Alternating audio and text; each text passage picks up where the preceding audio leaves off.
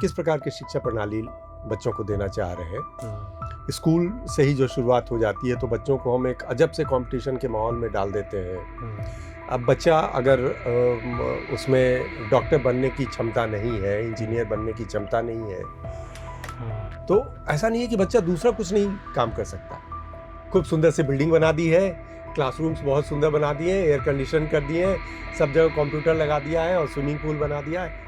Institution उसके बारे में नहीं है। तो शिक्षा की व्यवस्था को फूहड़पन की जरूरत नहीं है। शायद इसीलिए जो सम्मान था शिक्षकों का खास वो लूज कर जाते हैं। एक बदमाश किस्म का जो इंसान होता है, जो क्रिमिनल है या कुछ है, वो समाज को 5, 10, 12 साल तक करता है। लेकिन अगर एक शिक्षक भटक गया तो वो 30 साल तक बच्चों के भविष्य के साथ खिलवाड़ कर सकता है। और सबसे ऊपर जो बात है कि शिक्षा व्यवसाय तो कभी नहीं है।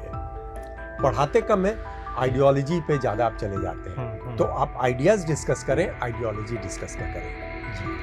नमस्कार, मैं हूं अजय कुमार और आप देख रहे हैं प्रभात खबर का खास कार्यक्रम, जिसमें हम लोग चर्चा करने वाले हैं कि पटना में जो कोचिंग संस्थानों के बीच पिछले दिनों जो कुछ हुआ उसका मतलब क्या है, और इस मतलब को हम आगे ले जाना चाहते हैं ताकि सिर्फ कोचिंग पर बात ना हो। हम चाहते हैं कि शिक्षा से जुड़ी हुई जो बृहत्तर सवाल हैं उस पर चर्चा हो। और प्रभात खबर के इस मंच पर विद्वानों के अलग अलग विद्वानों के साथ हम लोगों ने बातचीत की। आज हमारे साथ स्टूडियो में मौजूद हैं ख्याति प्राप्त शिक्षाविद डॉक्टर मिहिर भोले जी। मिहिर भोले जी के बारे में मैं बताऊं कि लगभग 3 दशकों तक ये अहमदाबाद में जो नेशनल इंस्टीट्यूट ऑफ डिज़ाइन का संस्थान है वहाँ पर इन्होंने काम किया और इन्होंने अध्यापन किया, और उसके बाद ये कई दूसरे मुल्कों में जाकर इन्होंने बच्चों को पढ़ाया, और इनकी कई किताबें काफ़ी चर्चित हैं और शिक्षा के क्षेत्र में इन्होंने लगातार काम किया है।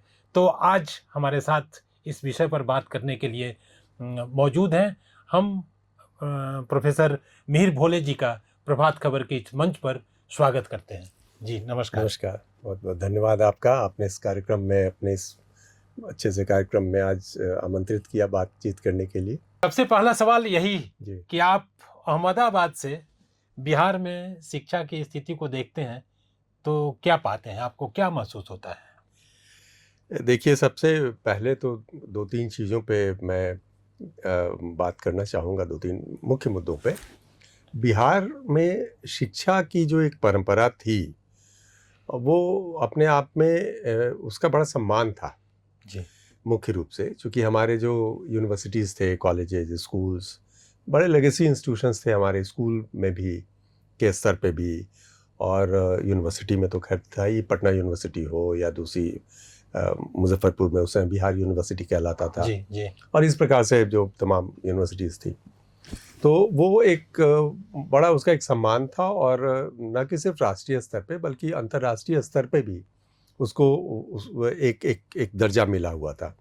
और यहाँ से निकले हुए छात्र और यहाँ से निकले हुए जो हमारे जो प्रोफेसर्स थे, जो एकेडमिशियंस थे, उन्होंने अपनी बड़ी धाक जमाई।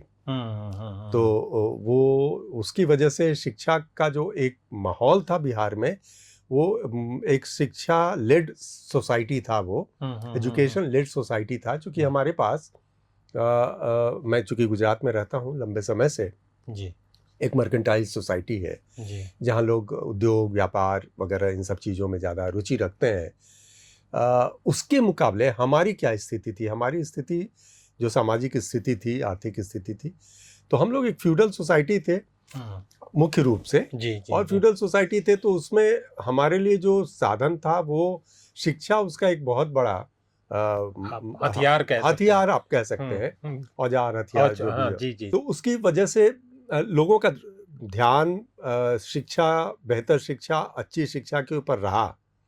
हमने बड़े अच्छे अच्छे टीचर्स भी प्रोड्यूस किए, स्कूल के स्तर पे हों, कॉलेज के स्तर पे हों, यूनिवर्सिटीज़ पे हों।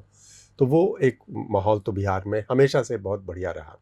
हाँ, अब आप बात करें वर्तमान परिस्थिति की, तो वर्तमान जो परिस्थिति है उसमें एज एन एकेडमिशियन मैं अगर देखता हूँ जी तो मुझे लगता है कि ये तो पूरे भारतवर्ष में की एक समस्या हो गई है। जी, ये सिर्फ बिहार की सीमा तक बिहार ही नहीं की सीमा तक ही आप नहीं इसको है। रोक के नहीं रख सकते। ये पूरे भारतवर्ष भारत की की, समस्या हो गई और इस पे राष्ट्रीय न कि सिर्फ प्रांतीय बल्कि राष्ट्रीय स्तर पे इस पे बहुत एक गंभीर चर्चा की जरूरत है कि हम किस प्रकार की शिक्षा प्रणाली बच्चों को देना चाह रहे हैं। स्कूल से ही जो शुरुआत हो जाती है तो बच्चों को हम एक अजब से कंपटीशन के माहौल में डाल देते हैं। उनके व्यक्तित्व का विकास भी बहुत जरूरी है। जी अब बच्चा अगर उसमें डॉक्टर बनने की क्षमता नहीं है, इंजीनियर बनने की क्षमता नहीं है, तो ऐसा नहीं है कि बच्चा दूसरा कुछ नहीं काम कर सकता। बच्चा बहुत अच्छा लॉयर बन सकता है, बहुत अच्छा जर्नलिस्ट बन सकता है, बहुत अच्छा स्पोर्ट्स पर्सन बन सकता है, म्यूजिशियन बन सकता है। जी बिल्कुल। तो हम उन सब चीज़ों के लिए भी बच्चों को प्रेरित करें तो मुझे लगता है कि शायद ये जो टेक्नोलॉजी और मैनेजमेंट और मेडिकल के लिए जो इतने सारे कोचिंग संस्थान और ये सारी चीज़ें खुल रही हैं उस पर लोड भी कम पड़ेगा। और जब लोड कम पड़ेगा तो मुझे लगता है कि इतना बड़ा जो व्यवसाय जो बन गया है शायद उसका भी थोड़ा सा व्यवसायीकरण कम होगा। तो सिर्फ उसमें वैसे ही बच्चे जाएं जिनकी रुचि हो, जिनकी जाने की उसमें क्षमता हो। एक और दूसरी बात यह है कि जो सबसे गंभीर समस्या है जिसकी तरफ हम सबको देखना चाहिए, केंद्र सरकार को भी देखना चाहिए, राज्य सरकारों को भी देखना चाहिए। और शिक्षा देखिए ये जो है राज्यों का विषय है। जी, लेकिन हम उस पर आने के पहले जैसा आपने अभी कहा अपनी बातचीत में जो जिक्र किया आपने कि आप जो एक ढांचा बना हुआ है और कुछ नौकरियों के बारे में या करियर को लेकर ही लोग ज़्यादा सचेत और चिंतित रहते हैं कि हमारा बच्चा जैसे डॉक्टर, इंजीनियर और कुछ इस तरह के गिने चुने जो नौकरियां हैं उसी पर बहुतायत लोगों का रुझान रहता है। बिल्कुल। लेकिन यह रुझान उनके आर्थिक पक्ष से जुड़ा हुआ है जिसके चलते यह सबसे ज़्यादा दबाव रहता है। तो लोगों को लगता है कि अगर किसी दूसरे विधा में करियर अगर बनाए हमारा बच्चा तो शायद वह धन अर्जित नहीं कर पाए। तो यह जो धन अर्जित करने और जो इस तरह की विधा है तो इसके बीच में जो एक लोगों को फासला लगता है तो यह भी तो एक बाधा है। देखिए, इसमें बहुत बढ़िया प्रश्न आपने किया और बहुत मूलभूत प्रश्न है। इसमें दो पहलू हैं इसके जिस पे हमको ध्यान देना चाहिए जी। शिक्षा का एक पक्ष जो कि आपको ज्ञान दिलाता है, और जब ज्ञान की मैं बात कर रहा हूँ तो सिर्फ वो किताबी ज्ञान नहीं बल्कि ज्ञान को हम थोड़ा सा और आगे ले जाएं तो आपको हुनर से रिलेटेड भी जो कोर्सेज हैं जो आपको अलग अलग किस्म के हुनर सिखा सकते हैं वो भी सिखाता है, शिक्षा के माध्यम से ही होता है। जी। उसके लिए पॉलिटेक्निक से लेकर के और तमाम बहुत सारे इंस्टीट्यूशंस होते हैं। और एक पक्ष उसका वो हुआ, और दूसरा पक्ष जो है जो शिक्षा का ज्ञान का पक्ष है, और दूसरा जो है उससे शिक्षा के माध्यम से आप कौन सा व्यवसाय चुन सकते हैं और किस व्यवसाय में आप जा सकते हैं जो आपकी क्षमता के अनुकूल हो। तो पहले तो आपको ये समझना पड़ेगा, अभिभावकों को भी समझना पड़ेगा, बच्चों को भी समझना पड़ेगा कि उनका रुझान, उनका एप्टीट्यूड जिसको हम कहते हैं, तो वो एप्टीट्यूड किस तरफ है।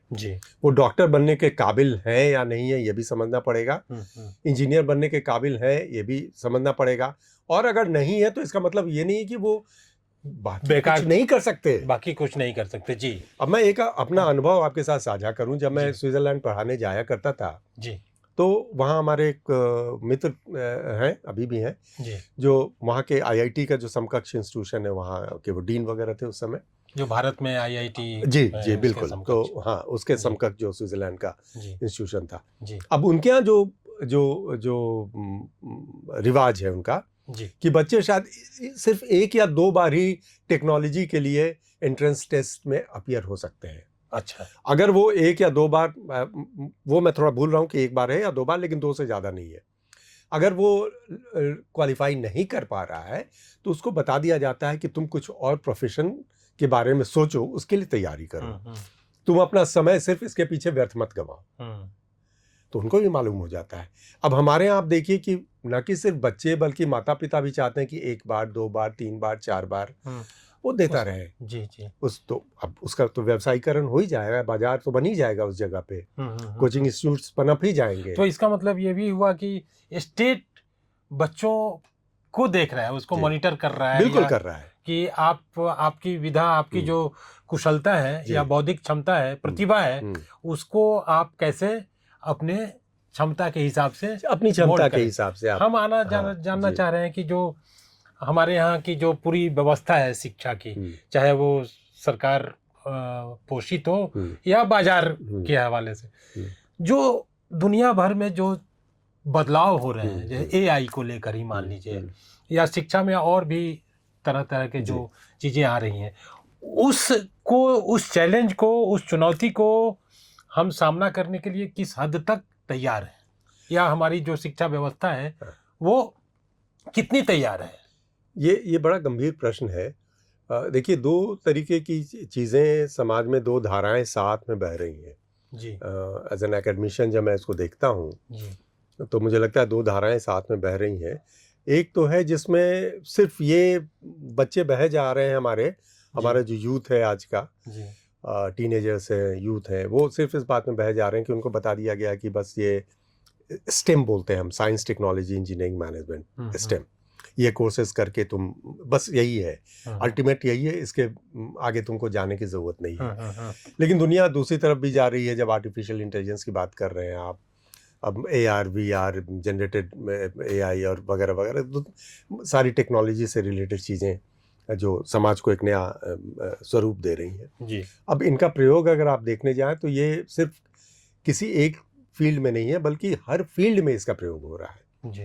और एक इंटरडिसिप्लिनरी टीचर होने के नाते मेरा ये अपना अनुभव रहा है कि अब कोई विषय को आप बांध के एक सीमा में रख नहीं सकते, तो विषयों को साथ में आना पड़ता है जी। तो जो कहने का मतलब ये है कि जो टेक्नोलॉजी जानने वाला छात्र है उसको भी सोशल साइंस समझने की ज़रूरत पड़ती है, उसको भी ह्यूमैनिटीज़, साइकोलॉजी, हिस्ट्री, ज्योग्राफी, ये सारे विषयों के जानने की ज़रूरत पड़ती है जी। तो अब हमको एक तो शिक्षा प्रणाली के बारे में भी सोचना पड़ेगा कि हमने कुछ सब्जेक्ट्स को जो ग्लोरीफाई कर दिया है जी। और उन सब्जेक्ट्स के साथ मार्केट को जोड़ दिया है कि तुम्हारा रोजगार सिर्फ इसके माध्यम से, जैसे साइंस के बारे में ही, साइंस के बारे में जो एक मिथ है। हाँ। तो इसका मतलब मैंने कई बार प्रश्न किया कि इसका सॉरी हम आपको, लेकिन यूरोप में या दूसरी दुनिया में ऐसा हम नहीं, अब उनके मॉडल्स अलग हैं, वो दूसरे किस्म से, वहाँ के छात्र भी दूसरे किस्म से तैयार होते हैं और यूनिवर्सिटीज भी बिल्कुल अलग, ह्यूमैनिटीज को उतनी ही तवज्जो दी जाती है, सोशल साइंस को, वही बात हम कहना चाह रहे हैं, सोशल साइंस को उतनी ही तवज्जो दी जाती है। एक सोशल साइंस का टीचर, लिंग्विस्टिक्स का टीचर, लैंग्वेज का टीचर, लिटरेचर का कमतर नहीं है, क्योंकि समाज को अगर आप समझना है तो सिर्फ आप टेक्नोलॉजी के माध्यम से समाज को देखेंगे और सिर्फ टेक सॉल्यूशंस जिसको हम कहते हैं, तो tech solutions are not the only solution. हाँ, बिल्कुल। सिर्फ टेक्नोलॉजी के माध्यम से समाज की समस्याओं को अगर दूर कर दिया जा सकता तो कब तक समस्याएं दूर हो गई होती। लेकिन हमारी मुसीबत ये है, हमारा जो चैलेंज ये है कि हमको समस्या जब दूर करनी है तो उसमें वो वहाँ पे व्यक्ति आ जाता है। तो एक ह्यूमन सेंट्रिक अप्रोच के साथ ही हम समस्याओं को दूर करने के बारे में सोच सकते हैं। तो आप अपने समाज को कितना जानते हैं, आप अपनी परंपराओं को कितना जानते हैं, आप अपने कल्चर को कितना जानते हैं, आप अपनी इकोनॉमी को, अपनी ज्योग्राफी को, अपनी पॉलिटिक्स को, ये सारे विषय उतने ही महत्वपूर्ण हो जाते हैं जितना कि साइंस, टेक्नोलॉजी, इंजीनियरिंग, मैनेजमेंट। पर हम लोगों ने देखा है या अभी भी देख रहे हैं कि जो पूरी, आप कह सकते हैं कि जो ढांचा है हमारा या जो पूरी प्रणाली है, आप उसमें देखें कि यह आज़ादी, अपना करियर चुनने की आज़ादी बच्चों के पास होती कितनी है। उनको या तो साइंस पढ़ना है, ह्यूमैनिटीज़ पढ़नी है, कॉमर्स पढ़ना है और बाकी चीज़ें, तो यह भी एक क्या इस दबाव का कारण है? बिल्कुल है, चूंकि एक भेड़ चाल है और भेड़ चाल है, उसमें आपको ये बता दिया जाता है कि ये एक गली है, इसी गली में, इसी लेन में दौड़ना है आपको, आप लेन चेंज नहीं कर सकते। अब जब लेन चेंज करने की गुंजाइश आप नहीं, बल्कि अभी तो जो न्यू एजुकेशन पॉलिसी आई है उसमें काफ़ी सुधार किया गया है और इन सब चीज़ों पे विचार किया है लोगों ने। ऐसा नहीं है कि हमारे देश में, हाँ बिल्कुल, बहुत अच्छा, अगर वो सही इन इट्स ट्रू स्पिरिट जी, अगर वो लागू हो जाए इस देश में जी, तो मुझे लगता है कि बहुत चेंज आएगा, शिक्षा हाँ, व्यवस्था में आमूल परिवर्तन होगा। भारत सरकार ने उसके लिए जो ये कदम उठाया है, जी, मुझे लगता है उसको बहुत उसमें होंगे प्रॉब्लम्स होंगे, तो हम 1-2 स्टेप चलने के बाद समझ जाएंगे कि हमारी समस्या कहाँ क्या है, समस्या है? हम उसको सुधार हुँ, लेंगे। हुँ, हुँ, हुँ, लेकिन उसको बिल्कुल आउटराइट रिजेक्ट कर दें, वैसा वो नहीं भी, है, जी, वो जी, करने की ज़रूरत नहीं है। जी, तो बच्चों को अब मैं आपको अपने अनुभव के आधार पे ही आपके इस प्रश्न का उत्तर दे रहा हूँ। जी, बिहार में हमारे जब मैं आता था अहमदाबाद से, जी, तो लोगों को ये मुझे बताना पड़ता था कि डिज़ाइन भी एक एजुकेशन है। हाँ, हाँ, हाँ, हाँ, अब जब आप डिज़ाइन की बात करते थे तो आमतौर पे लोग समझते थे कि आपको आप फैशन डिज़ाइनर हैं। हाँ, हाँ, आप कपड़े-वपड़े काटते बना हैं, बनाते हैं और सिलते हैं। जी, तो फैशन डिज़ाइन से आगे डिज़ाइन के बारे में जानते नहीं थे। जानते नहीं। जबकि मज़े की बात ये है कि निफ्ट जो है एज़ एन इंस्टीट्यूशन, जो फैशन डिज़ाइन का इंस्टीट्यूशन है, वो एनआईडी से बहुत बाद में आया। बाद में आया। जी, जी, बहुत तो बात। अब हम जो इस डिज़ाइन की बात करते हैं वो प्रॉब्लम सॉल्विंग अप्रोच है, हुँ, हुँ, जिसमें प्रोडक्ट है, कम्युनिकेशन है, एआई है, सारी चीज़ें, टेक्नोलॉजी, आईटी इंटीग्रेटेड डिज़ाइन है। ये हुँ, सारे किसी भी समस्याओं को एक ह्यूमन सेंट्रिक अप्रोच के साथ, यानी कि व्यक्ति को केंद्र में रख के उस समस्या का निदान कैसे किया जाए, ये सिखाता है डिज़ाइन। जी, अब उसमें टेक्नोलॉजी भी है, उसमें आप ह्यूमैनिटीज़ भी है, उसमें सोशल साइंस भी है, उसमें स्किल भी है, उसमें फाइन आर्ट्स भी है, सारी चीज़ें हैं। जी, एक इंटरडिसिप्लिनरी चीज़ बन के खड़ी होती है। और बिहार में लंबे समय तक बिहार के बच्चों को स्कूल्स में, कॉलेजेज में, इंस्टीट्यूशंस में, पेरेंट्स तक को मालूम तक नहीं था कि इतना बड़ा इंस्टीट्यूशन एग्जिस्ट करता है। हुँ, हुँ, और हुँ, ज़्यादातर हमारे जो स्टूडेंट्स होते थे वो साउथ इंडिया से, बंगाल से, महाराष्ट्र से, दूसरे-दूसरे प्रदेशों से आते थे और बिहार से बहुत कम आते थे। हुँ, तो कभी आप इस बात पे ध्यान दें तो आपको पता चलेगा कि उसकी वजह क्या थी। हुँ, वजह ये थी कि हमने वो लेन बना दिया और लेन में कहा कि भाई ये स्टेम वाली लेन लेन है, साइंस टेक्नोलॉजी इंजीनियरिंग मैनेजमेंट। अब जब इस पे बहुत बवाल हुआ तो उन्होंने कहा कि स्टेम में SSTEM है, यानी स्टेम में सोशल साइंस भी है, जी, जी, सिर्फ साइंस नहीं है। हुँ, हुँ, तो आप उसके बारे में बात कीजिए। तो आपने सिर्फ एक लेन बना दी और बच्चों को लगा कि इसे अगर मैंने ये किया तो मैं सर्वाइव करूंगा, अगर ये नहीं कर पाया तो मैं सर्वाइव नहीं करूंगा इस कंपटीशन में। हुँ, तो हमको लगता है कि इस मानसिकता से उसको निजात दिलाने की ज़रूरत है, जी, उनकी क्षमताओं के हिसाब से। जब आप ये कर पाएंगे तो मुझे लगता है कि इतना जो प्रेशर है इंजीनियरिंग पे, टेक्नोलॉजी पे, मैनेजमेंट पे, उससे वो प्रेशर थोड़ा अलग होगा। जी, नंबर 1। नंबर 2, जो दूसरे विषय हैं, जो सोशल साइंस के विषय हैं, जो ह्यूमैनिटीज़ के विषय हैं, उनको भी आप रोजगारोन्मुख जो कहते हैं, हुँ, हुँ, है ना? जॉब ओरिएंटेड हुँ, आपको बनाने की ज़रूरत होगी। आपको कहीं पे एक जॉब फिट देना पड़ेगा उसको, कि जो लड़का इंग्लिश लिटरेचर पढ़ के आया है, जो ज्योग्राफी पढ़ के आया है, जो साइकोलॉजी पढ़ के आया है, उस सोशियोलॉजी पढ़ के आया है, हिस्ट्री है और हिस्ट्री बाकी है, तमाम बहुत सारे सारे विषय हैं, जी, उसको भी एक उतना ही रिस्पेक्टेबल जॉब मिल मिल जाए। जाए। तो हुँ, हुँ, अगर हम ये करेंगे हुँ, तो इन समस्याओं से निदान पाने का एक रास्ता वो भी है। हुँ, हुँ, हुँ, मैं ये नहीं कह रहा अकेला रास्ता है। हाँ, और वो मैं भी ये भी एक नहीं कह रास्ता रहा कि टेक्नोलॉजी की ज़रूरत नहीं है इस देश को, डॉक्टर्स की ज़रूरत नहीं है इस देश को, मैनेजमेंट की ज़रूरत नहीं है इस देश को, बहुत ज़रूरत है। बहुत ज़रूरत है और दूसरों की भी बहुत ज़रूरत दूसरों है। की ज़रूरत है। तो हम इस सवाल को आगे बढ़ाते हुए जी। ये आपसे जानना चाहेंगे कि जो हमारे स्कूल और विश्वविद्यालय आज की और भविष्य की हुँ, जो ज़रूरतें हैं, जी। क्या उसके अनुरूप आप देख रहे हैं कि वो बदल पा रहे हैं अपने आप को? क्या हमारी शिक्षा, जिज्ञासा, इनोवेशन, नवाचार, हुँ, आलोचनात्मक जो एक जी, नज़रिया होता जी, है, जी।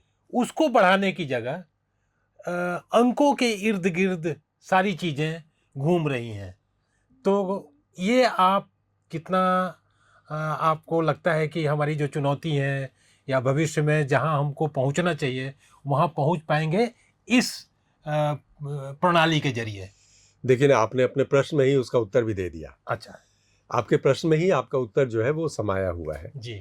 तो वो आपने जो प्रश्न किया कि ये जो अंक के इर्द-गिर्द हम सारी सारी चीज़ें घूम सारी रही हैं। चीज़ें घूम रही हैं। जी, और ज़रूरी नहीं है कि कोई बच्चा अगर परीक्षा में अच्छे अंक नहीं ला पाया, आज जो ये एक पागलपन, एक जुनून हो गया, और पता नहीं इसमें बहुत हद तक जो इंस्टीट्यूशन जो एग्ज़ाम कंडक्ट करती हैं उनकी भी समस्या है। जी। मैं ये नहीं समझ पाया कि किसी बच्चे को 99 और 98 और 97, मैंने खुद अपने बच्चों से पूछा कि जब वो एग्ज़ाम दे रहे थे सीबीएसई का और ये सब का, तो सब 90% से ऊपर, और मैं हंसता था। मैंने कहा कि भाई देखो, मैंने तो ज़िंदगी में 60% से और बहुत नंबर लाया, जब तो मुझे एक सब्जेक्ट में 75% आया था, बाकी सब वो 70 से 60 के बीच में हम लोग घूमते थे। जी जी जी। तो बच्चे हंसते भी थे इस बात पे। अब समझिए कि ये जो अंकों के लिए जो मारामारी हो रही है, अब मुझे कोई ये समझाए कि एक बच्चा जिसने 97 नंबर प्राप्त किया और एक बच्चा जिसने कि 87 नंबर प्राप्त किया या 80 प्राप्त किया, दोनों के बीच में कितना कॉग्निटिव इंटेलिजेंस का डिफरेंस कितना है, दोनों के बीच में फासला कितना होगा, आप कैसे ये आप गारंटी करेंगे, माप सकेंगे कि 87 और 97 के बीच का जो फासला है वो वही है जो कहाँ राजा भोज और कहाँ गंगू तेली। इतना बड़ा फासला तो हो नहीं सकता है, नहीं हो सकता है ना। लेकिन वो एक दो नंबर के लिए भी हम डिमोरलाइज कर देते हैं, बच्चे डिमोरलाइज हो जाते हैं। कई केसेस में तो हम सुनते हैं कि सुसाइड करने के लिए अटेम्प्ट करने लगते हैं। इस किस्म की भी घातक समस्या हो जा रही है। तो ये कौन जिम्मेदार है? तो अगर हम जब तक क्लास में ये एस्टैब्लिश नहीं कर पाए शिक्षक के तौर पे, इंस्टीट्यूशन के तौर पे, आपके यहाँ आने का जो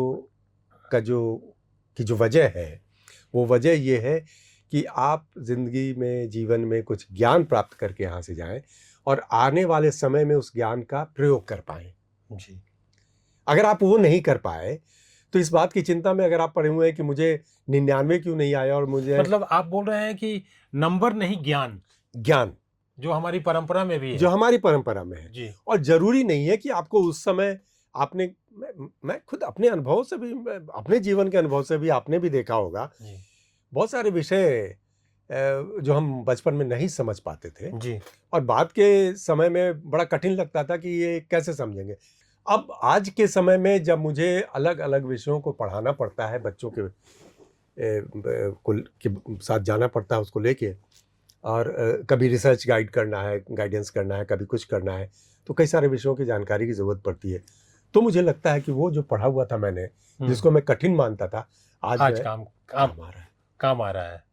तो अब आप इस बात को समझिए कि जीवन में ज्ञान तो कभी बेकार जाता नहीं है। जी जी। तो आप आए हैं स्कूल में, इंस्टीट्यूशन में ज्ञान के लिए, सिर्फ अंक के लिए नहीं। हाँ, मैं ये नहीं कह रहा हूँ कि आप अंक मत लाइए, अंक तो जरूरी है, जरूरी है। हाँ। लेकिन आंकड़ों के माया जाल भंजाल से नहीं है। अंक ही सब चीज नहीं है, अंक ही सब चीज नहीं है, अंक से बाहर की भी दुनिया है। बिल्कुल बिल्कुल। और उसको ज्यादा समझने की, और पेरेंट्स को भी, क्योंकि कॉलेजेस को जरूरत है, स्कूल्स को जरूरत है कि बच्चों की पूरी पर्सनालिटी आप सिर्फ उसके अंकों के आधार पर मत जांचिए।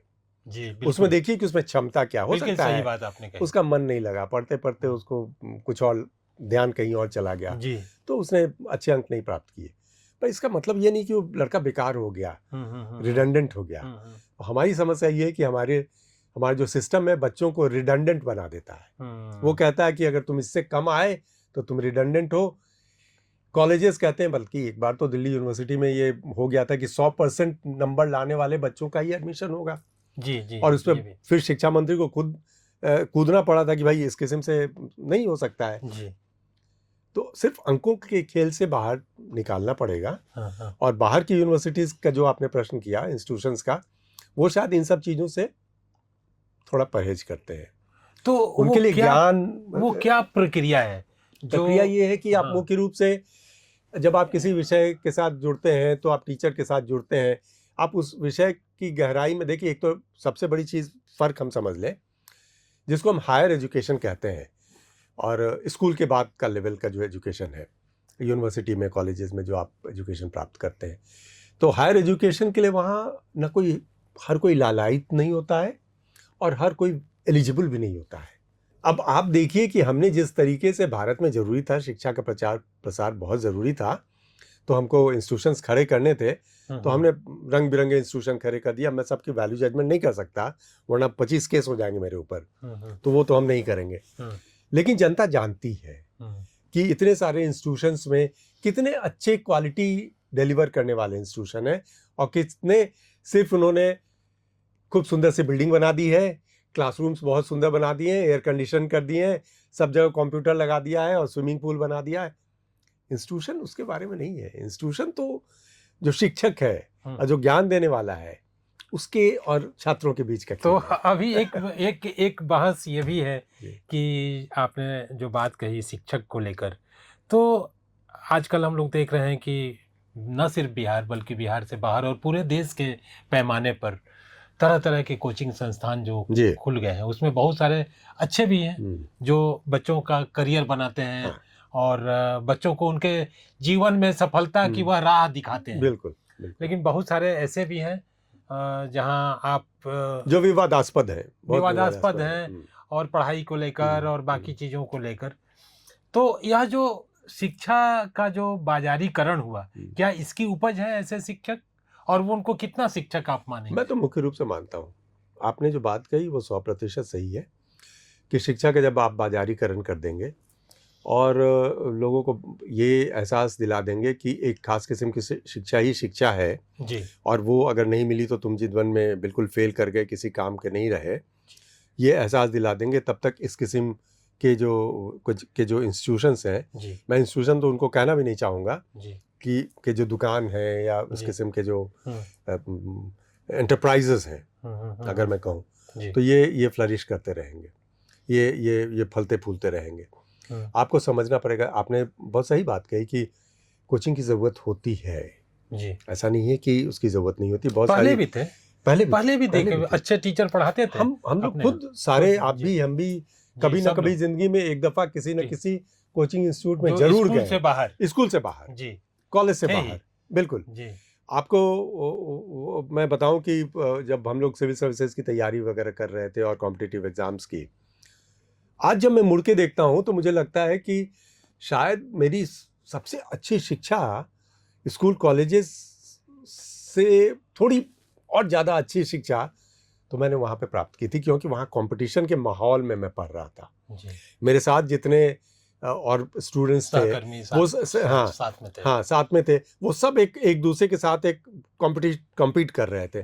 तो एक आपको अंदर से एक इच्छा बनी रहती थी कि मैं भी बेहतर करूं, मैं और अच्छा करूं।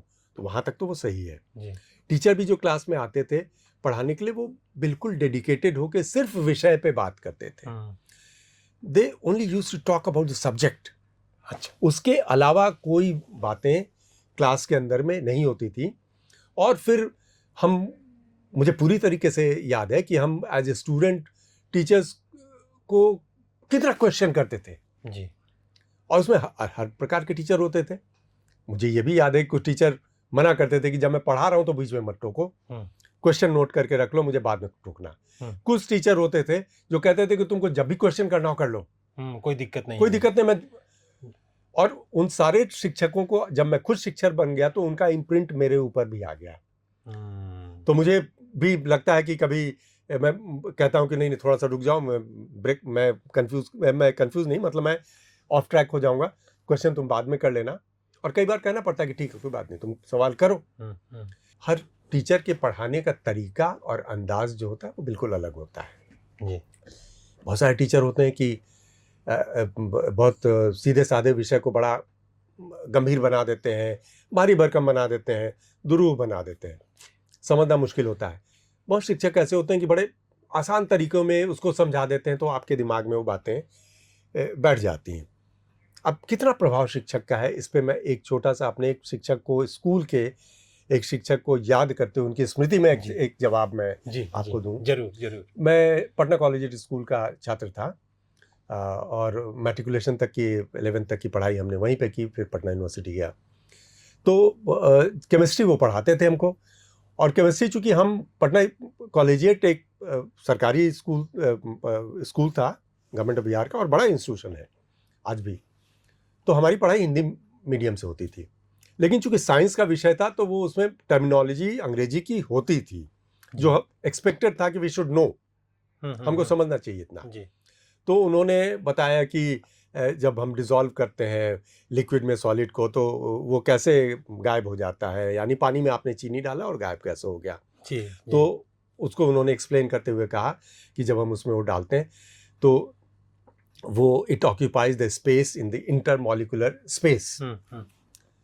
अब इंटरमॉलिक्यूलर यस स्पेस, लिक्विड का जो इंटरमॉलिक्यूलर स्पेस है उसमें वो चला जाता है। जी। अब थोड़ा दिमाग चकराया हाँ। तो उन्होंने बच्चों को देखा, उन्होंने कहा इंटरमॉलिक्यूलर का मतलब अंतर आणविक स्थान, जी यानी दो अणुओं के बीच का जो जो- स्थान है उसमें चला जाता है। जी अब बताइए, उन्होंने इतनी सरलता से उस बात को बता दिया कि पूरी केमिस्ट्री दिमाग में आ गई। तो अब शिक्षक अगर उस किस्म से इन्वॉल्व हो कि अगर आपको पढ़ा रहा है, बता रहा है, जी तो मुझे लगता है कि फिर बच्चे एंजॉय करते हैं और सीखते हैं जी उनके साथ।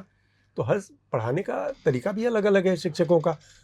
आप उसको आनंददायी बना सकते हैं, जी। आप उसको फूहड़ नहीं बना सकते। ये बहुत मार्के की आपने बात कही। आप आनंददायी बना सकते हैं और फूहड़ बनाना, फूहड़ बनाना, दोनों को भी, दोनों के फर्क को दोनों के समझना पड़ेगा। दोनों के। लेकिन अभी जो हम देख रहे हैं, जी बहुत सारी विवादास्पद जो बातें हो रही हैं, जी उसमें जो जो जो अनुभव होता है वो लगता है कि एक हम पता नहीं कहाँ से हमने एक फूहड़पन एक इंट्रोड्यूस कर दिया। तो शिक्षा की व्यवस्था को फूहड़पन की जरूरत नहीं है। शायद इसीलिए जो सम्मान था शिक्षकों का खास वो तौर लूज से कर जाते हैं, वो लूज कर जाते हैं। और एक नैतिक ताकत भी थी शिक्षकों के पास, बिल्कुल, और समाज भी उनको बड़ा प्रतिष्ठा के साथ सम्मान देता था। बिल्कुल बिल्कुल, जो शायद धीरे धीरे उसमें क्षरण होता गया। बहुत क्षरण हो रहा है, बहुत ज्यादा, और ये दुख का विषय है बहुत। जी एज अ टीचर मुझे बुरा लगता है, और खुद ये समझ में नहीं आता है कि कहाँ पे ये बात जाके रुकेगी। लेकिन हम सबको इसके बारे में बहुत सीरियसली, क्योंकि मैं एक बात और आपको बता दूं, ये अपने अनुभव से मैं अक्सर थोड़े हल्के लहजे में अगर मैं बात करता हूं तो कहता हूं कि एक बदमाश किस्म का जो इंसान होता है, जो क्रिमिनल है या कुछ है, वो समाज को 5, 10, 12 साल तंग करता है। 5-10 साल के बाद या तो पुलिस उसको निपटा देती है, या वो कानून की गिरफ्त में आ जाता है, या कुछ ना कुछ हो जाता है उसका, वो साइड ट्रैक हो जाता है। जी। लेकिन अगर एक शिक्षक भटक गया, तो वो 30 साल तक बच्चों के भविष्य के साथ खिलवाड़ कर सकता है। और इसके एग्जाम्पल्स हमने देखे हैं बड़ी बड़ी यूनिवर्सिटीज में, जी, जहां देश की, बहुत नाम नहीं लूंगा मैं, बहुत विवाद हो जाएगा, जहां की सबसे उत्तम किस्म का बेस्ट काइंड ऑफ रिसर्च और एजुकेशन और उसके सारी सुविधाएं उसके लिए तैयार की गई थी, और उसको हमने माहौल बना दिया पॉलिटिक्स का। हमने अजब जब किस्म के विवादास्पद चीजों का गढ़ बना दिया, अड्डा बना दिया, जो मुख्य उद्देश्य था, उद्देश्य वो भटक गया, पूरी तरह से भटक गया। लेकिन हम लोगों ने बात की नई शिक्षा नीति को लेकर, जिसमें बहुविषयक, जी, तो आज आपको क्या लगता है हमारे कॉलेज यूनिवर्सिटीज कितने तैयार हैं जो विषयों का खांचा है उससे बाहर निकलने के लिए? कि एक पॉलिसी है और हमारी जो पहले से चली आ रही व्यवस्था है, उसके बीच क्या यह अंतर्विरोध नहीं है? चुनिंदा शायद टीचर्स में हूँ जो कि इंटरडिसिप्लिनरी टीचर कहते हैं अपने को, जी, जो कि मैं मूल रूप से अगर मैं कहूँ तो मैं इंग्लिश लिटरेचर का विद्यार्थी रहा, जी, और पॉलिटिकल सोशियोलॉजी में मैंने पीएचडी किया। ये सिर्फ किसी संरचना की हम बात नहीं कर रहे हैं, हाँ, वो मेंटल मानसिक जो बाधा है, हम उसकी बात कर रहे हैं। बिल्कुल बिल्कुल, मैं उसी पे आ रहा हूँ, जी, उसी बात पे आ रहा हूँ। बहुत सटीक सवाल है आपका, जी। तो जब वो, अगर आप एक इंटरडिसिप्लिनरी माहौल जिसकी बात चल रही है, इंटरडिसिप्लिनरी एजुकेशन की, जी, तो इंटरडिसिप्लिनरी कोई सब्जेक्ट नहीं होता है, ये एक मानसिकता है, एक अप्रोच है, जी। और ये ताकत है कि आप अपने विषय को छोड़ के दूसरे विषय में जाने की हिम्मत रखते हैं या नहीं। As a teacher can you take the challenge? अगर आप मैनेजमेंट पढ़ा रहे हैं तो क्या आप साइकोलॉजी भी पढ़ा सकते हैं? क्या आप मैथमेटिक्स भी पढ़ा सकते हैं? जी। क्या आप लिटरेचर भी पढ़ा सकते हैं? Like that. तो ये, इसके लिए नई शिक्षा नीति में का जो स्पिरिट है वो इस चीज की वकालत करता है। वो कहता है कि आप इस तरफ से, इस तरीके से सोचना शुरू करें, बच्चों को ऑप्शंस दें कई सारे, कि वो म्यूजिक और मैथमेटिक्स भी साथ में सब्जेक्ट के तौर पे ले सकें, है ना। विदेशों में बहुत एक्सपेरिमेंट हो रहे हैं इस पे, कि बच्चे अब म्यूजिक, जब आप म्यूजिक की बात करें तो फिजिक्स और म्यूजिक लेके पढ़ते हैं, और जब फिजिक्स में म्यूजिक को मिलाने की बात करते हैं तो वो एकॉस्टिक्स पे चले जाते हैं और उसके फिजिक्स पे बात करने लगते हैं म्यूजिक के। तो हर चीज में एक रिसर्च का एंगल होता है, आप उसको देख सकते हैं। हमारे संस्थान, अब रही बात, तो अगर यूनिवर्सिटी का इकोसिस्टम अगर आप देखेंगे तो यूनिवर्सिटी का इकोसिस्टम तो उसके लिए तैयार होता है। इसलिए तैयार होता है क्योंकि हर यूनिवर्सिटी के अंदर में अलग अलग विषय हैं। जी। समस्या कहाँ होती है कि हमने उसको अंग्रेजी में कहते हैं साइलोस, कि हमने जो दीवार खड़ी कर दी है उस दीवार को तोड़ के हम बाहर नहीं निकलना चाहते। नहीं निकलना चाहिए। यानी कि बिल्कुल। अगर हम और जीवन के अलग अलग क्षेत्र में देखें तो हाँ, ये बाधा दिखती है। दिखती है। हम्म, तो जब तो आप इसको तोड़ेंगे और कैसे टूटे। कैसे टूटे, तो जी। इसके लिए अब एक और मैं उदाहरण दूंगा एक बहुत बड़े एमिनेंट व्यक्ति का, जी। रवि जे मथाई, जो कि इंडियन इंस्टीट्यूट ऑफ मैनेजमेंट के पहले फाउंडिंग डायरेक्टर थे। जी। उनका एक लेख मुझे पढ़ने को मिला एक बहुत लंबे समय पहले। तो उसमें उन्होंने कहा था कि a teacher should be an educational entrepreneur, hmm, है ना। तो जी। अब सुन के तो बड़ा खटका कि भाई शिक्षक और व्यवसायी बस। कैसे हो सकता है, व्यवसाय कैसे कर सकता है। लेकिन उसको उन्होंने एक्सप्लेन इस तरीके से किया कि जैसे एक एंटरप्रेन्योर, उसके लिए हिंदी में देखिएगा शब्द होता है साहसी। जी। तो जैसे वो साहस करता है कि मैं ये व्यवसाय भी कर लूंगा, मैं आज कपड़े का कर रहा हूं, कल मैं लोहे का भी कर लूंगा, परसों मैं लकड़ी का भी कर लूंगा, जी। है ना। जी। तो वो साहस दिखाता है जिसमें उसके डूबने की समस्या के चांसेस भी होते हैं जी। कि वो डूब सकता है, वो आशंका बर्बाद हो रहती है। सकता है, आशंका होती है। जी। ठीक है, लेकिन उसके बावजूद वो साहस करके उसमें आगे बढ़ता है।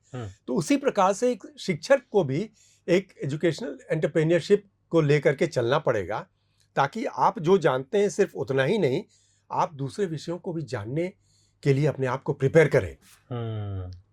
बहुत बड़ी बात कह दी थी रवि जी मथाई ने उस जमाने में। जी। आज जो इंटरडिसिप्लिनरी एजुकेशन की हम बात कर रहे हैं, मुझे लगता है कि इस पूरे देश को, भारत सरकार को, शिक्षा मंत्रालय को, प्रदेश के, देश के उस व्यक्ति को याद करना चाहिए जिसने यह बात कही थी जी, कि एक टीचर को एक एकेडमिक एंटरप्रेन्योरशिप के बारे में सोचना चाहिए। आप मैथमेटिक्स पढ़ा रहे हैं, मैथमेटिक्स पढ़ाए चले जा रहे हैं, आपको कुछ नहीं मालूम है कि मैथमेटिक्स, अगर आप वैदिक मैथमेटिक्स पढ़ाने लगेंगे तो आपको संस्कृत पढ़ना पड़ेगा, और संस्कृत पढ़ने के लिए आपको संस्कृत का ग्रामर सीखना पड़ेगा, आपको वर्ड सीखना पड़ेगा, पाणिनि का ग्रामर जानना पड़ेगा, अष्टाध्यायी पढ़ना पड़ेगा, सारा कुछ सीखना पड़ेगा, तभी जाकर के मेडिसिन में आयुर्वेद, अगर आप आयुर्वेद पढ़ना चाहते हैं, आज भी है जी, तो आपको संस्कृत पढ़ना पड़ता है, क्योंकि सारा लिटरेचर उनका संस्कृत में है, संस्कृत में। तो इस प्रकार से आपको समझना पड़ेगा कि ये शिक्षा की बाउंड्री आर्टिफिशियल होती है। एक टीचर जब इन बाउंड्रीज को डिमोलिश करता है, ब्रेक करता है, एकदम निरस्त करता है, तभी वो सक्सीड करता है। समाज के लिए उसका महत्व होता है, और समाज के लिए योगदान होता है, और उसके पढ़ाए हुए बच्चे, उसके जो स्टूडेंट्स होते हैं, उसको याद करते हैं। लेकिन हमारे समाज के बच्चे या उनके अभिभावक करें तो क्या करें, इसलिए कि उनको अपने बच्चों का करियर भी देखना है, भविष्य भी देखना है, और आप जो हमारे पास मौजूदा जो पूरा आप ढांचा देख लें तो उससे क्या कुछ हासिल होगा, उनको एक आशंका भी बनी रहती है। तो शायद ये बात भी बाजार में जो कुछ कोचिंग संस्थान चल रहे हैं उसको बढ़ाने में मददगार होते हैं। हाँ, वो तो है। वो जब तक आप इस व्यवस्था को नहीं ब्रेक करेंगे, तब तक ये इस किस्म के संस्थान जो कि जिन्होंने पूरे तरीके से इसको कमर्शियलाइज कर दिया है, एक व्यावसायिक एंटरप्राइज की तरह तरीके से चला रहे हैं, वो भी पढ़ाने में पता नहीं कितने लोग कितना इंटरेस्ट रखते हैं। मैं वैल्यू जजमेंट नहीं करना चाहता, विवादास्पद हो जाती है बातें, लेकिन जनता देख रही है, समाज देख रहा है, और समाज में लोग समझ रहे हैं इस बात को। आपकी अपनी प्रतिष्ठा भी दांव पे लगती है एज एन इंस्टीट्यूशन, तो उस प्रतिष्ठा का भी तो आपको ख्याल रखना पड़ेगा कि आने वाले दिनों में आप। और रही बात कि शिक्षा और व्यवसाय के बीच के सामंजस्य को हम कैसे बिठाएं, ये आज की समस्या नहीं, बहुत पुरानी समस्या है जी। तो शिक्षा सिर्फ एक माध्यम बन सकता है जी, ठीक है ना, कि आप शिक्षित हो गए तो आप परिष्कृत हो गए, आपका दिमाग खुल गया, आपके सोचने की शक्ति बढ़ गई, आपका ज्ञान बढ़ गया। उसके साथ साथ आपको कुछ स्किल्स भी सीखने पड़ेंगे, जो आपको इस जीवन को जीने के लिए, जो कोई ना कोई व्यवसाय हो, या आप बिजनेस करना चाहें तो उसके स्किल को सीख लें, आप चार्टर अकाउंटेंसी करना चाहें तो उसके स्किल को सीख लें, आप खेल में जाना चाहें, म्यूज़िक में जाना चाहें, जो भी फील्ड आप चुनना चाहें, तो कुछ किताबी बातें और कुछ व्यावहारिक बातें। शिक्षा में मुझे लगता है कि इनका समन्वय करने की ज़रूरत है जी। और जब तक ये समन्वय हम नहीं बिठा पाएंगे, खाली वो आर्टिफिशियल इंटेलिजेंस और ये तो आज का विषय ना जी। कल को आर्टिफिशियल इंटेलिजेंस के ऊपर भी बहुत सारी चीज़ें निकल जाएंगी। तब क्या होगा? लेकिन हमारे यहाँ क्या आपको लगता है कि शिक्षा व्यवस्था में संसाधनों का अभाव है, शिक्षकों की कमी है, स्किल और कुशल शिक्षकों की, मुझे लगता या है शिक्षा के उद्देश्य को लेकर जो हमारी सोच है उसमें कुछ गड़बड़ है? देखिए दोनों तीन चीज हमने आपसे दोनों तीनों बातें आपकी बिल्कुल अलग अलग तरीके से सही है। जिस किस्म के शिक्षक हमें चाहिए आज आने वाले समय में स्टूडेंट्स को प्रिपेयर करने के लिए, वैसे शिक्षकों की कमी तो है निश्चित रूप से जी। लोग डोमेन एक्सपर्ट हैं जी। यानी कि अपने विषय के बारे में ही सिर्फ जानते हैं, उसके बियॉन्ड उनको बहुत जानकारी नहीं है। तो एक तो समस्या हमारी वहाँ पे भी है, तो शिक्षकों को भी ट्रेन करने की ज़रूरत है। दूसरी समस्या ये है सबसे बड़ी कि जो अब शिक्षक होगा कहाँ, वो सड़क पे तो घूमता फिरता नहीं होगा जी। वो किसी एकेडमी में, किसी इंस्टीट्यूशन, किसी स्कूल, किसी यूनिवर्सिटी में ही होगा, वहीं पाया जाएगा। वो यूनिवर्सिटी इंस्टीट्यूशन उसको कितना इनकरेज करती है, कितना वैसा माहौल पैदा करती है उसके लिए कि वो शिक्षा को उस स्तर तक ले जा सके, है ना। और सबसे ऊपर जो बात है कि शिक्षा व्यवसाय तो कभी नहीं है, ज्ञान का व्यवसाय नहीं हो सकता है। ज्ञान को पहले आप ये फंडामेंटल समझ लें हर सारे लोग, ज्ञान तो अर्जित करने की चीज़ है। It is always acquired and disseminated, है ना। उसका डिसिमिनेशन होता है, हम उसको लोगों के बीच में लेके जाते हैं, आप माने देते हैं, प्रदान करते हैं जी, अर्जित करते हैं, प्रदान करते हैं। यही उसकी मूल आत्मा है। तो इससे अलग हट के कुछ नहीं हो सकता है जी। तो सिर्फ वैसे लोग जो इस बात के लिए तैयार हों कि मुझे पूरी जिंदगी सिर्फ इसी को के लिए डिवोट करना है जी, समर्पित करना है, शिक्षा में सिर्फ वैसे लोगों की ज़रूरत है। शिक्षा में सिर्फ टाइम पास करने के लिए जो लोग आ जाते हैं और जिनको लगता है कि चलो एक नौकरी मिल गई और उसके बाद कुछ भी हो जाएगा, बच्चों का क्या होगा वो अपना तो ये जो आप बात कर रहे हैं बहुत ये दुखद है, बहुत आइडियलिस्टिक नहीं लग रहा है, माने बहुत ही एक आदर्श किस्म की बात तो है। देखिए, क्योंकि हम व्यवहार में जो आज देख रहे हैं वो सिर्फ अपने यहाँ की बात नहीं, वो कहीं भी हर जगह नहीं, तो हर जगह अब नहीं, यही नहीं है बल्कि विदेशों में भी है। मैं तो आपको ये बता दूं, विदेशों में भी यही स्थिति हो गई है जी। बहुत हद तक। कुछ जो अच्छे बड़े संस्थान है उसको मैं अलग रखता हूँ उनसे जी। लेकिन आपने जो ये बात कही आदर्श, अब सवाल है कि हर इंस्टीट्यूशन का देखिएगा एक आदर्श वाक्य होता है। जी, होता है, बिल्कुल होता है ना। हाँ, बिल्कुल। उनके एम्बलम पे देखिएगा कि कुछ ना कुछ आदर्श वाक्य तो होता ही होता है, निश्चित रूप से। तो आदर्श नहीं होने के बाद शिक्षा की तो आप बात ही नहीं कर सकते जी। हाँ, उसको प्रैक्टिकल कितना बना सकते हैं, व्यावहारिक कितना बना सकते हैं, इस पे सोचने की जरूरत है। और व्यावहारिक बनाने के लिए 2-3 चीज़ों की ज़रूरत है। आपके पास इंफ्रास्ट्रक्चर, आपने कहा कि है या नहीं है। मैंने कहा कि आज के समय में भारत जैसा देश अब ये इंफ्रास्ट्रक्चर की कमी से नहीं जूझ रहा है जी। हमारे पास इतनी क्षमता हो गई है कि इतने अच्छे अच्छे इंस्टीट्यूशंस अगर आप भारत में घूम के देखें जी। अगर इंफ्रास्ट्रक्चर से मतलब आपका सिर्फ फिजिकल इंफ्रास्ट्रक्चर से है कि बिल्डिंग उनकी कैसी है, क्लासरूम्स कैसे हैं, उनके लेबोरेटरीज कैसी हैं, तो वो सारी चीजें बड़ी स्टेट ऑफ द आर्ट है, काफी उसमें आला दर्जे की है, आला दर्जे की हुई है। हाँ। लेकिन संसाधन चलाएगा वो नहीं चलाएगा कौन जी। अब प्रश्न ये है, तो वो खड़ा कर देना वो बहुत सिंपल है, बहुत सरल कार्य है जी। उसके लिए कहीं से भी आप पैसा संसाधन मिल जाएगा, आ जाएगा, खड़ा कर सकते हैं जी। पढ़ाएगा कौन? तो पढ़ाने के लिए जिस प्रकार के लोग चाहिए वो एक कमिटेड, डेडिकेटेड, उस किस्म के लोग जो कि खुश उस दर्जे की शिक्षा प्राप्त कर चुके हों और जिनका कोई शिक्षा को भटकाने, बरगलाने, इधर उधर करने में इंटरेस्ट नहीं हो, उसको पॉलिटिसाइज करने में इंटरेस्ट नहीं हो जी, है ना।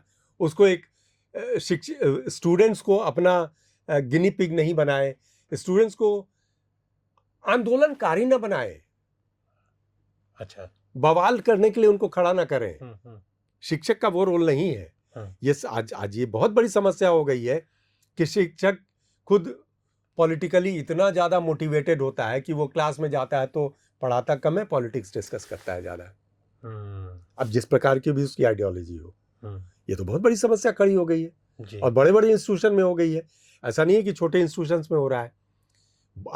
मैं again I would not like to take names, मुश्किल होता है, लेकिन जो बड़े बड़े इंस्टीट्यूशंस हैं उसमें भी वही समस्या हो रही है कि आप पढ़ाते कम है, आइडियोलॉजी पे ज़्यादा आप चले जाते हैं। तो आप आइडियाज़ डिस्कस करें, आइडियोलॉजी डिस्कस ना करें जी। तो टीचर जब आइडियोलॉजी डिस्कस करता है तो लड़कों को भटकाता है। लेकिन एक शिक्षक होने के नाते जी हम आपसे ये एक सवाल करना चाहते हैं कि आज का जो बच्चा 15 साल 16 साल का है, तो आप वैसे बच्चे को क्या सलाह देना चाहेंगे जो अगले 15 साल बाद वो अपनी चाहत के हिसाब से, अपने करियर के हिसाब से सफल होना चाहता है, तो वो कौन सी उसमें क्षमता होगी जिसे उसे अभी से विकसित करना चाहिए?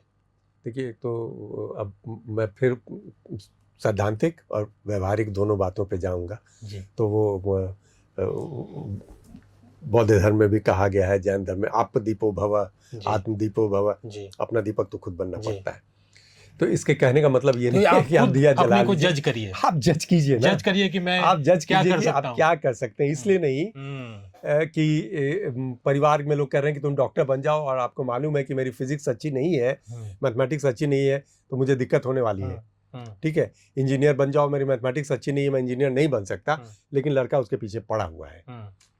और अगर झक मार के उसको कहीं मिल भी जाता है तो ऐसे इंस्टीट्यूशन में, ऐसे तो बहुत सारे इंस्टीट्यूशन खुल गए हैं इंजीनियरिंग के, तो खास तौर पे जहाँ एडमिशन मिल जाता है, वो लेकिन दुकानों कुछ कर नहीं पाते, कुछ कर नहीं पड़ता, वहाँ से बच्चा सीखता ही नहीं है। जैसे न ढंग की फैकल्टी है उनके पास, न माहौल है, न उस किस्म के कॉम्पिटिटिव बच्चे आ रहे हैं। तो बच्चे तो आपस में भी सीखते हैं एक दूसरे से ना, तो आपको शिक्षक भी नहीं मिल रहा है, कॉम्पिटिटिव माहौल नहीं मिल रहा है, आगे का ज्ञान नहीं मिल रहा है, तो बेकार हो जाता है। उससे अच्छा है कि किसी दूसरे विषय के बारे में सोचो।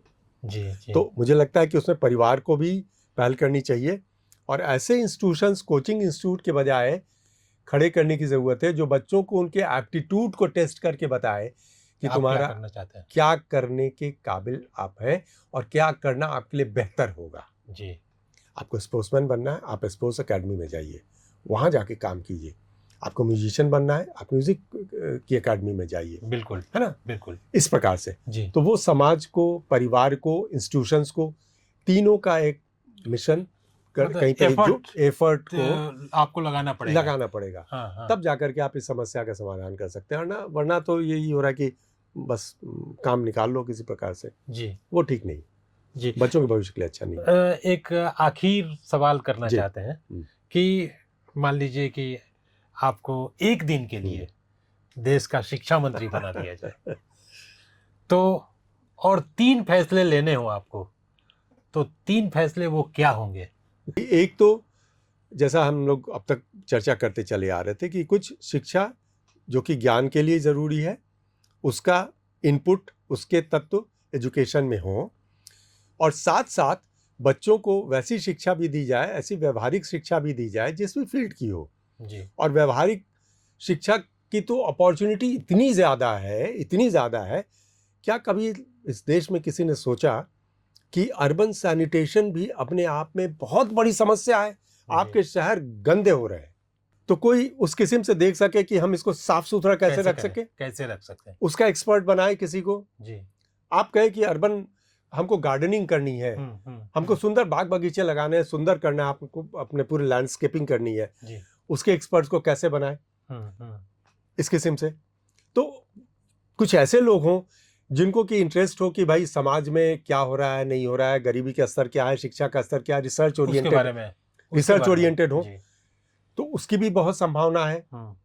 जो हम बार बार शिक्षकों को लगा देते हैं अलग अलग ड्यूटी में, बच्चों को लगाएं आप, उनको इंटर्नशिप दें, आप उनको कुछ दिन रेलवे में रखें, कुछ दिन उनको म्यूनिसिपल कॉर्पोरेशंस में काम करने के लिए मौका दें, कुछ दिन उसको डीएम कलेक्टर के ऑफिस में काम करने के लिए मौका दें, है ना। इस किस्म से अगर आप देंगे तो अलग अलग फील्ड में, अब इसको हिस्ट्री, ज्योग्राफी, फिजिक्स, केमिस्ट्री से मतलब नहीं है, इसको प्रैक्टिकल चीज़ों से मतलब है। है ना, कोई प्रॉब्लम है उसको सॉल्व करने का एप्टीट्यूड उसके अंदर कितना है। तो एक तो ये चीज़ कि इंटर्नशिप एक बहुत बड़ी चीज़ है, जी। उसको इंट्रोड्यूस करें। उससे भी ज़्यादा उसके साथ साथ एक ज़रूरी चीज़ ये है कि हम तो पहले ये स्क्रीनिंग कर लें कि जो पढ़ाने के लिए लोग आ रहे हैं वो वास्तव में पढ़ाना ही चाहते हैं या उनको कुछ नहीं मिला था इसलिए वो वहाँ पे आ गए। तो ये हम कैसे सुनिश्चित करेंगे? ये सुनिश्चित करने में हम बहुत फेल कर रहे हैं। अब डिग्री की भी मारामारी चलती है। जी। अब सिर्फ डिग्री के आधार पे लोग पढ़ाएं या किसी को पढ़ाने में इंटरेस्ट है। फर्ज कर लीजिए कि कई सारे इंस्टीट्यूशंस में होता है प्रोफेसर ऑफ प्रैक्टिस की बात करते हैं हम लोग। जी। तो जो फील्ड में जो लोग काम करने वाले लोग हैं वो लोग आते हैं, आकर के बच्चों के साथ इंटरेक्ट करते हैं, उनको बताते हैं, तो प्रैक्टिकल अनुभव उनको होता है। जी। तो ये सारी चीज़ें, तो एक तो उस स्तर पे कि हम इंस्टीट्यूशंस में एजुकेशन को एक उसका थ्योरेटिकल साइड हो, एक प्रैक्टिकल साइड हो, ये हमको शुरू करना पड़ेगा। उसके साथ साथ उसी के अनुसार हमको जॉब की अपॉर्चुनिटीज़ भी क्रिएट करनी पड़ेगी कि ठीक है, जिसका इंटरेस्ट अगर सिविक प्रॉब्लम्स को डील करने में है, जिस बच्चे का वैसे इंटर्नशिप कर रहा है, उसके लिए जॉब की अपॉर्चुनिटी वहाँ पे होनी चाहिए। हॉस्पिटल्स में है ना, म्यूनिसिपल कॉर्पोरेशंस में, डीएम के ऑफिस में, ऐसे तमाम जगहों पे। उसी प्रकार से जो दूसरे फील्ड में काम करना चाहता हो, आप वैसे वैसे गवर्नमेंट के 1000 काम होते हैं। रेलवे में किसी का इंटरेस्ट है, किसी का पोर्ट में इंटरेस्ट है, बहुत सारी चीज़ें हो सकती हैं। तो इंटर्नशिप के साथ उसको जोड़िए। टीचर्स को आप पहले ये जज करके, अब तो जो हो चुका, फ्यूचर में जो टीचर आए उनको तो पहले आप जज कीजिए सबसे पहले कि वो सच में पढ़ाने के लिए टीचर बनना चाहते हैं या कोई दूसरा काम नहीं हो सका इसलिए वो टीचर बनना चाहते हैं। तो वो भी हमको सुधारना पड़ेगा जी। और तीसरा, ये जो हायर एजुकेशन और हाईएस्ट एजुकेशन का जो हमने एक ख्वाब दिखाना शुरू किया है कि तुम शुरुआत करो केजी से और अंत करो पीएचडी पे जाके, इसको भी कहीं पे हमको गहराई से सोचना पड़ेगा कि हर व्यक्ति को रिसर्च करने की भी ज़रूरत नहीं है। आप जो पीएचडी में भी इतनी भीड़ देख रहे हैं, जब ये बच्चे नीट और जेई और वगैरह वगैरह से छूटते हैं, दूसरी जगह जाते हैं, तो फिर वहाँ भी वही मारामारी हो जाती है। बिल्कुल।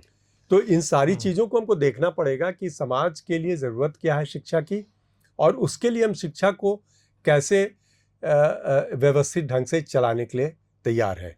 तो मुझे लगता है ये 2-3 चीज़ों को करने की बहुत ज़रूरत है। कोई भी मतलब जो उस स्तर पे हो निश्चित रूप से कर सकता है।